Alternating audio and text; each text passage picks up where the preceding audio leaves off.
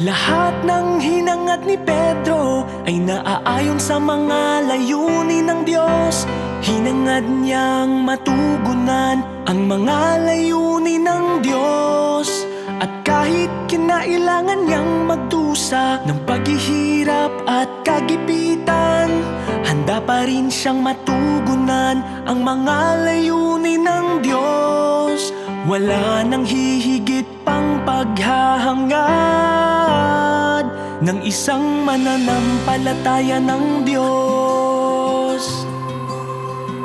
Ang hinangad ni Pablo ay may bahid ng kanyang sariling laman, ng kanyang sariling mga kuro-kuro at ng kanyang sariling mga plano at pakana. Hindi siya isang nilikhang pasok sa pamantayan sa anumang paraan. Hindi siya isang taong naghangad na matugunan ang mga layunin ng Diyos.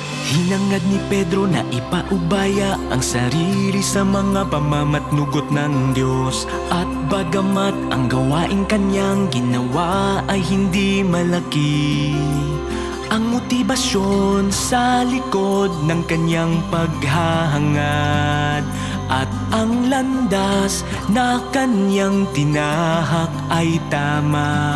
Ibig sabihin, bagamat hindi siya nakapagkamit ng maraming tao, nagawa niyang hangarin ang daan ng katotohanan. Dahil dito, masasabi na siya ay isang nilikhang pasok sa pamantayan.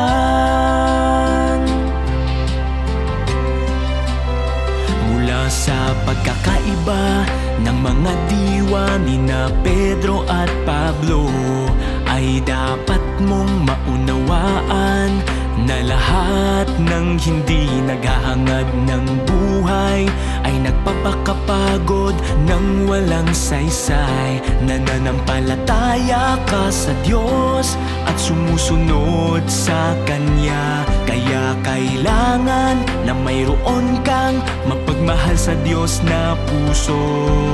Dapat mong iwaksi ang iyong tiwaling disposisyon. Kailangan mong hangarin na matugunan ang mga layunin ng Diyos. At kailangan mong tuparin ang tungkulin ng isang nilikha. Dahil nananampalataya at sumusunod ka sa Diyos, dapat mong ialay ang lahat sa Kanya.